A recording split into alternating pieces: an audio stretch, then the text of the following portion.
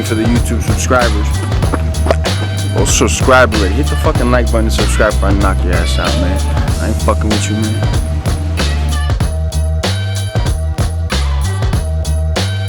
UFC Orlando, Thompson versus Holland. We got a fun main event here, guys. It's a fairly deep card. Good fights all over the card. We had a week off last week. Only a few more fight cards until the break, guys. I think this one and then two more. So keep that in mind. One obviously being a pay-per-view. I'll be looking at the main card like usual, breaking down the fights, providing free picks, leans, and what to avoid. 2 weeks ago, we did have a profitable card. Should have been a 3-0 card. However, we did get robbed by the judges on the Umaglov fight. Clearly won 2 rounds in that fight. Not too sure what the judges saw in that one. Even the third round, it was close. He compromised his leg, Johnson. He was still there. I think he did lose the third round, but he clearly won 1 and 2. There's just no question that he won both those. Tough for Umagov. Still a profitable card, but could have always been better. If you want this full betting card and all sports, systemsportscapping.com to become a client today. Busy time of the year, guys. I am going crazy this past little while, especially because the World Cup. I've been waking up at 5 a.m. having a ton of fun handicapping it. But we have UFC, NFL, NBA, NHL, World Cup, and of course golf. So if you want to get involved, there's lots of volume. Pretty much a bet every day. So get involved now. Head over to the website. System capping on all social media platforms, Instagram and Twitter. It's where I'm most active. So you can follow me over there. Post winning tickets over there, betting news in general, everything's over there. Comments on Instagram for my clients over the years, and just video viewers. Weekly update. Let's get into the weekly update for you guys. Before I do that, like this video. It helps me out a lot. Comment, and if you're not, subscribe. UFC, after a few big runs, we had that big run last month. A little bit cold, but then we got back on track last week. Look at trying to build off that. 65% best bets, 5 years, guys. This is long term. I profit long term. That's what you have to do when you're betting on sports full time. Most important part is profit long term. You know, your 20-3 or 20-5 runs are nice, but it's a long term that matters. NFL, another profitable NFL week, chipping away still in the NFL market. A great Thanksgiving, but weekend we had a couple bad beats. First future winner cashes for us. Eagles over 9.5. I didn't think I would see it on week 12 that this bet would cash, but probably one of the easiest futures I've cashed in a while. Full unit there. NHL, probably the best sport percentage-wise. Not profit-wise, percentage-wise. Because they usually do lower volume, lower units in the NHL. 68% run, guys, going back to last year. That's last year's bets and this year. This year's been profitable, but it's been up and down. I think we're on a 4-game win streak here, though, in the NHL. So we are running hot in the NHL. NBA, also a nice long-term run here, guys. 52-29. Going back to last year as well. Low volume in the NBA this year, but again, we're on a nice run in the NBA. Just, I think, a 3-game winning streak here in the NBA. PGA, coming off an outright winner with Rahm, plus 500 in Dubai. Hero Classic this week, Tiger Woods event. We attacked the outright market and the prop market this weekend. 20-man tournament always can be fun. World Cup has been fun, guys, to handicap. It's been a roller coaster. I've been up at 5 a.m. studying the teams, getting ready for the knockout stage, using a system with insurance bets and draws, which has been paying off up and down. We've got caught, obviously, by some upsets as well. But we did hit out a couple of group winners here. That's going to help. So far, it's been up and down, but we're finding some profit here. Especially if I have a winner today. I'm doing this video early in the morning on Thursday. If we have a winner here with Spain, will be a profitable group stage. Just having a lot of fun handicapping the World Cup. I don't know if all my clients are following me. It's not a sport that I handicap often, right? These big tournaments just come every 2 years. Euro Cup or World Cup. I always handicap those. Euro Cup, we had a big tournament mainly due to Italy winning outright. So we do have some futures pending on the World Cup. We'll see how those go. Let's hear from my friend Meredith before we get into this card. Guys, Meredith Gorman here, and are you still not subscribed to Matt's channel? Well, if you're not, hit the subscribe button because he's giving out free picks each and every week. Hope you have a good rest of your day. Remember, guys, shop around for the best price. Have multiple books available to get the best price. Props or different options on different books, prices, very important if you want to profit more long term. Let's get right into it. Holland minus 160 versus Thompson plus 135. Well, this should be a fun one, right? Both guys similar karate-style bases, like to strike, and both beg to have fights like this and try to avoid wrestlers their whole career, right? They'll still take it, don't get me wrong, but especially when you're moving up in the division, you're going to start fighting guys that are more well-rounded or that can wrestle, right? Couple questions here. What does Wonder Boy have left? That's a big question, right? A little older now, back-to-back losses, right? Both those fights, though, those guys took him down. This is going to favor him. I'm pretty sure this fight's going to stay on the feet. If anyone goes for a takedown, maybe Holland, but the reason why I think he could, I'm not saying he will, because he likes to stand and bang, and he complains when the fight goes down to the ground. That's why I don't see it. But if he does get to the ground, he has a big advantage on the ground with his grappling and jiu-jitsu black belt and jiu-jitsu high-level black belt. We've seen submissions before. Hit on a Holland plus 800 submission, plus 900 submission just a few months ago. So that's something to keep in mind here. However, I do expect this to play out on the feet. I definitely expect this to be on the feet. Good battle. Tough to call. Tough to call due to their styles. If this stays up on the feet for 5 rounds, very tough to call. That's why if you're getting plus 140, plus 135 on Thompson, there is some value there. Just because if I do think this goes the distance, both guys fairly low volume, right? I do favor maybe Holland if it's on the feet with his power, and he does have the more one-shot KO power. We've seen it before, him knock guys down just one shot. 5 rounds probably favors Thompson, though, even though I do think both guys' cardios aren't an issue. The issue more is, does Thompson have anything left? That's my opinion. After coming off 2 back-to-back losses, his title aspirations and shot won't come anymore. Right? He's too many higher end losses. I don't think he can get back there. Sure, if he beats Holland here and then goes on some crazy run, I just don't see it happening. He's not well-rounded enough to be a champion, in my opinion. But his skills on the feet are very high level, very hard to figure out. So I do think if this fight does stay on the feet, there is value with Thompson at plus 135. This is not a fight I'm going to bet for my clients. I think it's a very tough fight to call. Like I mentioned, Holland could hurt him on the feet. He could hurt him on the feet. And if this fight somehow does get to the ground, Holland has the advantage on the ground. Again, I do think it's going to be standing for the most part. And when it is, I think it's very close. I think it's very close.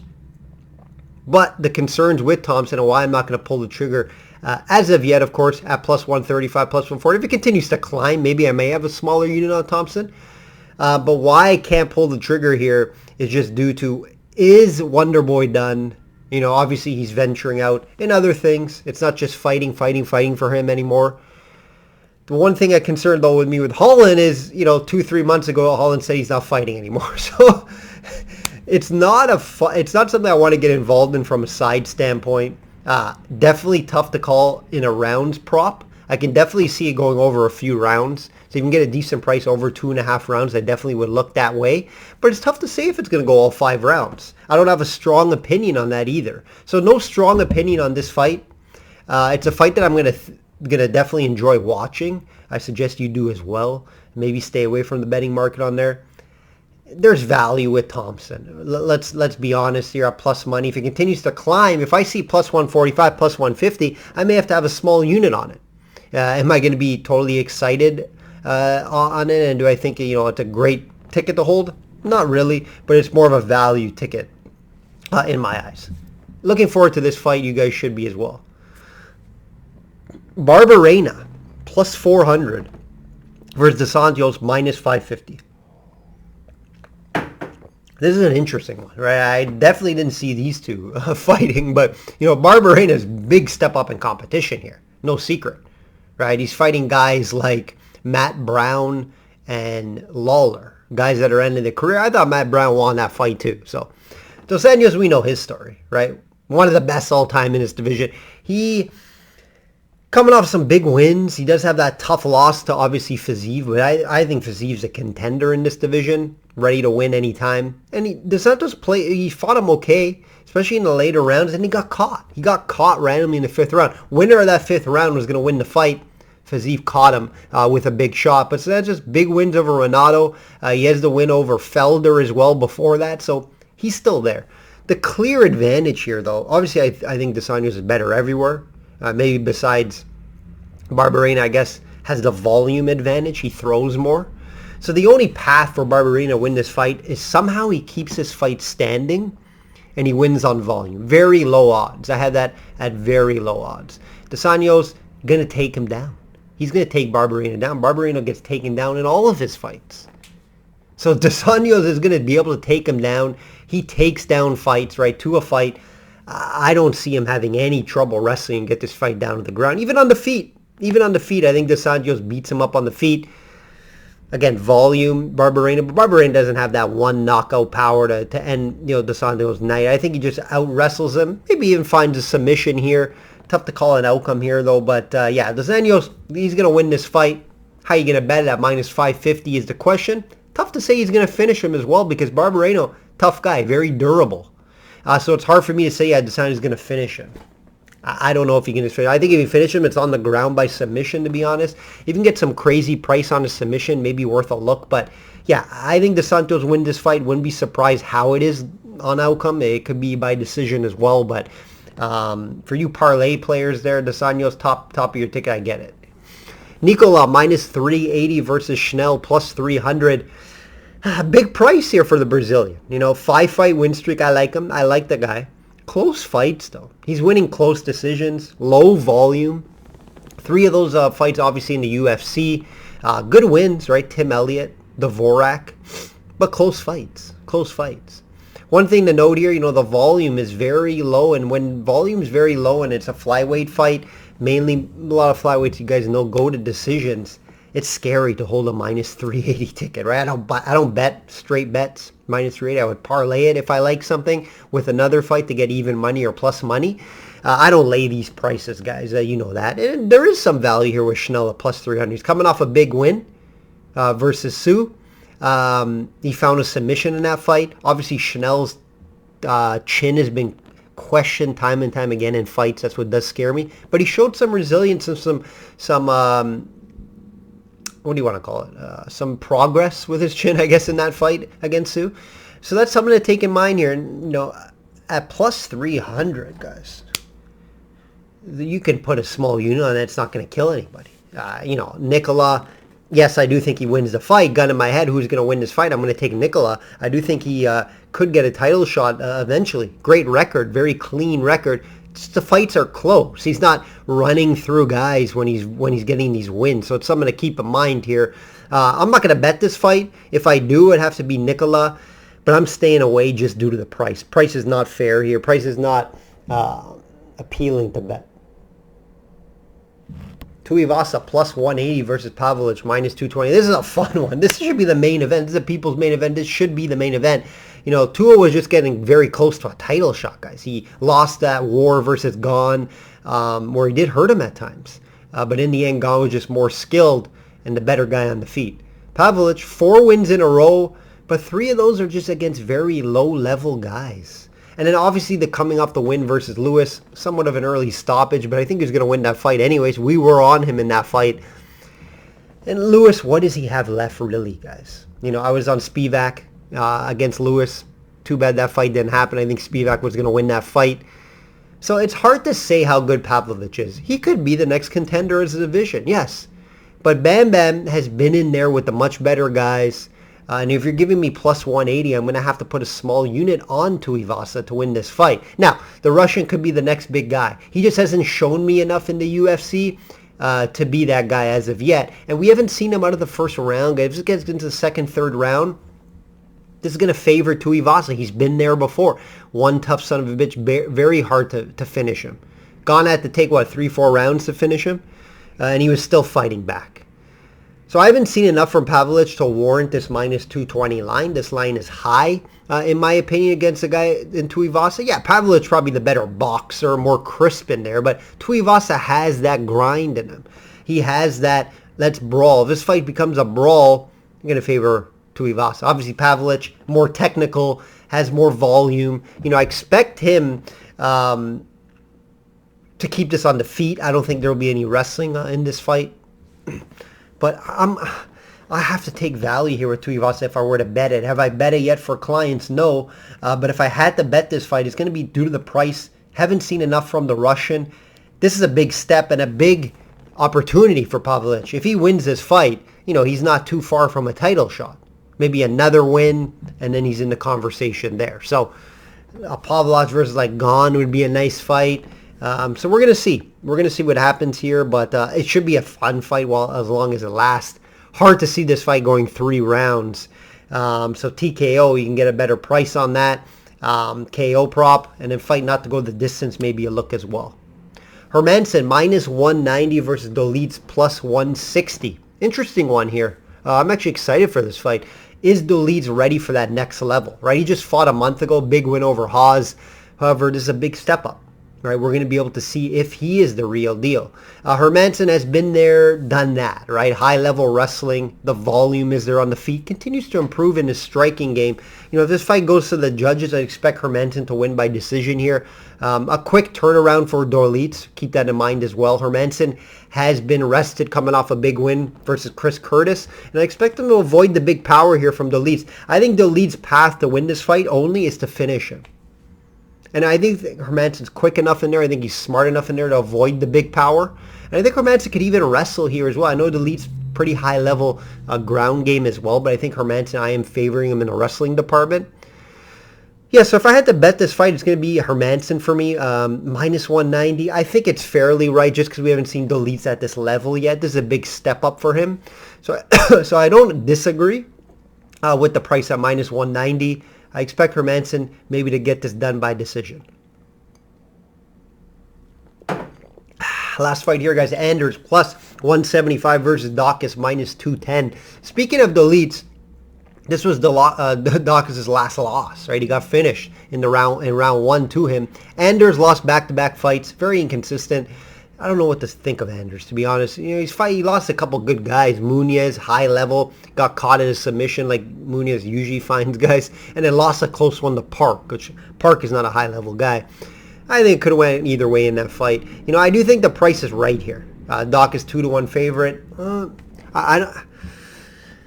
Actually, you know what? I'm going to take that back. I think it should be Dawkins like minus 170. So there is value here with Anders. Just Anders hasn't shown me enough. You know, Dawkins, when he steps up in competition, Dolitz, Haas, and Allen, he loses. Right? It's the lower level guys he's beating. Pickett, Stolfus, right? He's beating those guys. And that's where I put Anders. I put Anders as a lower level guy. So I think Dawkins should win this fight. However, Anders' path to victory is using his strength and size, maybe keep this against the cage, maybe try to get this fight down to the ground. But Dawkins does have a sneaky good ground game. He's going to be the better striker on the feet. So I do think if it stays on the feet, Dawkins could pick him apart and hurt him. So I'm going to have to lean Dawkins here. I'm going to have to look at Dawkins' side here. I just don't love the price. Misspoke a little earlier. I don't think the price is great. I think I have Dawkins more of a minus 160 to 70 favorite. But I do favor him in this fight. I do think he wins the fight. Is going to make my card right now, not on a straight bet, could sneak into a 2-fight parlay. That will do it, guys. We have a good card. We have a good prelim card as well. Client card will be sent out on Friday after the weigh-ins. Look out for the NFL Week 13 video, guys. It's coming out tomorrow. And enjoy this card. That should be a good one. Different scene in Orlando, not a Vegas card, so that's nice. And like I always say, guys, bet smart and know your limits. Take care.